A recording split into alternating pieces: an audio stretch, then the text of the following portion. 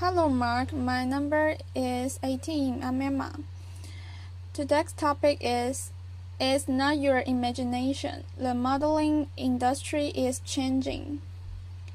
Mila Dalbesio, photo. Jody Rogek for Yahoo Style. When it comes to representing society's diverse spectrum of beauty, the modeling industry hasn't exactly gotten it right. For a long time, it's promoted the negative ideal that very thing. Why teenage girls epitomize high-end beauty, says Sarah Ziv, former model and founder of the Model Alliance, a non-profit organization dedicated to creating safe and fair working conditions. Implicit in this message is that fuller figure, non-white, grown women are incompatible with a high-end look. That, however, might finally be changing.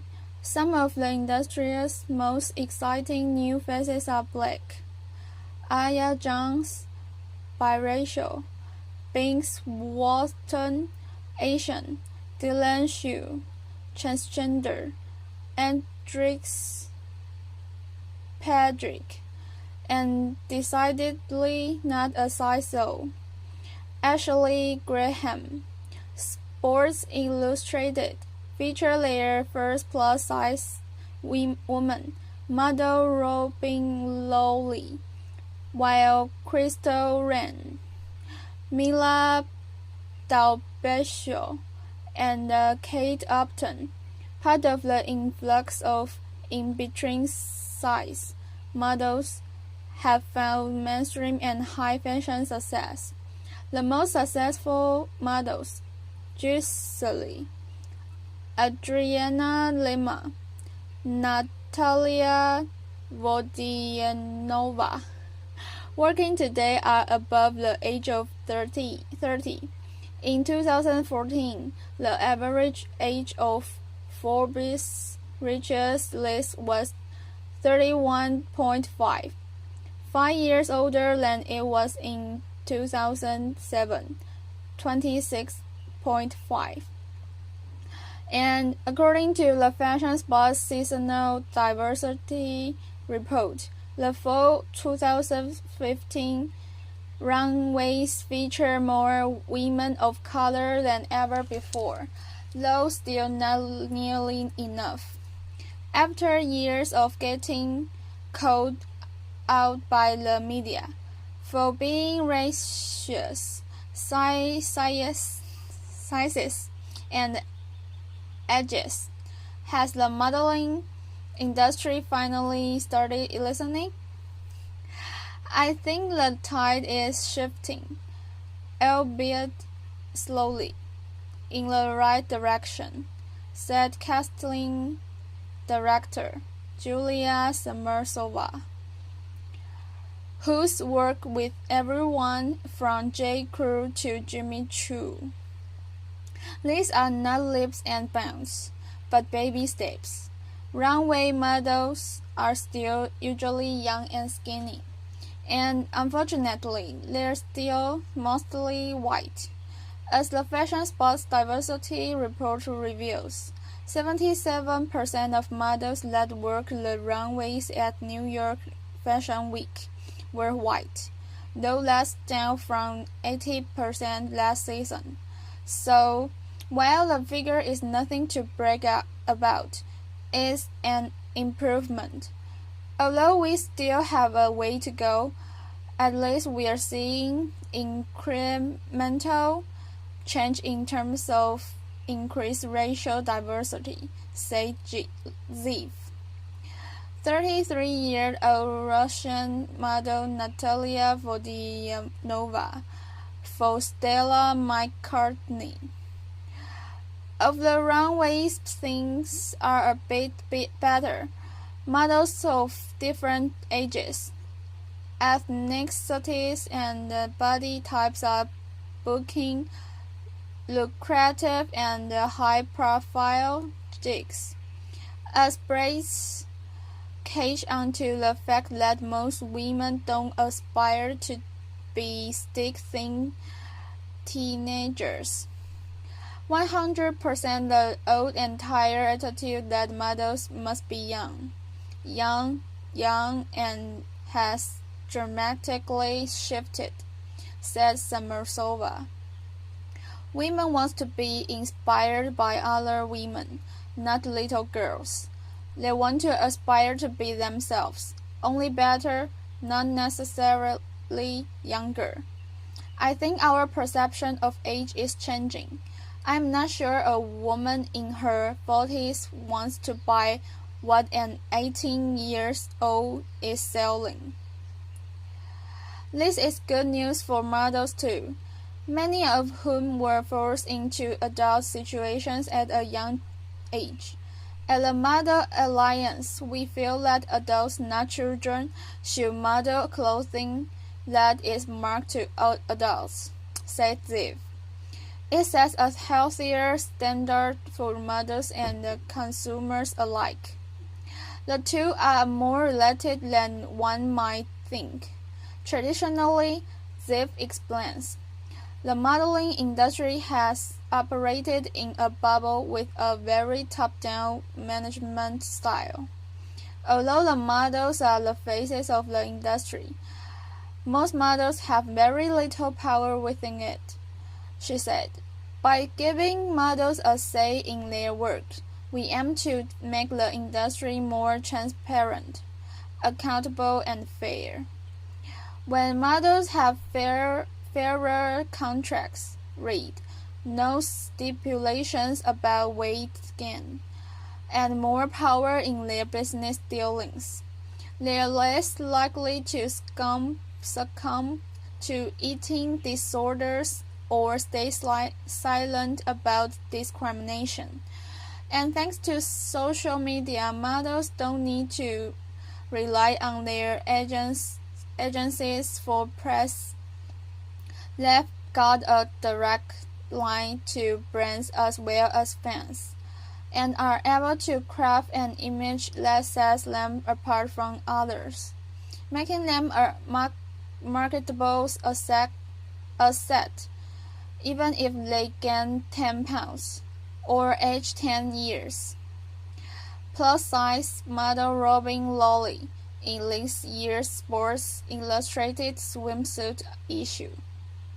The power it has given models is unquantifiable, says Summersova. I mean, Vogue did an entire cover and feature story on the Girls Collie Close, Carla Delevingne, and Joanne Smalls. This is just the beginning. Unlike a runway show where models are meant to be interchangeable, social media celebrates the unique individual, quirks and all. On Instagram and Twitter, being outside the norm is actually a good thing. It's what makes for interesting and compelling stories. It's a fact that America's Next Top Model has been banking on for years. The reality show has consistently pushed modeling boundaries. They've put the spotlight on models of all different ethnicities, genders, and body types, from plus-size winner Whitley Thompson to transgender contestant Iris King to Chetila Brown-Young, who suffers from vitiligo. When we started the show, one of the mandates that Tira had, as well as myself being Asian American, is that we wanted to move the ball in an inch, to expand the notion about what beauty was, explains executive producer Ken Mock, Mock has witnessed how powerful an asset a unique point of view can be for a model. Frankly, a lot of cast members who have been different, who are trans or who have Asperger's, wind up being the most popular characters on the show. ANTM might be one of the reasons the modeling industry has opened their eyes to different types of beauty. Indirectly, we had an effect. We are really proud of that, said Mock. I do think that over the last 12 years, you've seen the picture change quite a bit in the modeling industry. The effect on public perception has been even greater. When you see something on TV, it's like saying, okay, it's permissible, said Mock. When people, especially young girls, see people on TV that reflect who they are and what they look like, it has a positive effect. Kate Upton on the cover of Vogue. The biggest vehicle for change in the modeling industry, however, hasn't been the models or even the media, but the consumer. Designers realize the consumer is king and the consumer is everywhere, said Summersova. As an industry, we need to reflect that globalism. Also, the industry has now realized that a woman over size 8 also wants and deserves to feel stylish and have access to designer and luxury items. There is a lot of money to be made dressing the over size 8 population. Ziv agrees that, thanks in part to conservation stated in the media, it's now become a bad PR move for designers to not reflect a degree of diversity in their casting choices. Consumers have more power than they realize, said Ziv. Ultimately, the fashion industry is a business, and if consumers stop buying clothing and beauty products from brands that send negative messages through their advertising, or that mistreat their workers, these brands will be forced to evolve. Or as Summersova put it, the almighty dollar wins every time.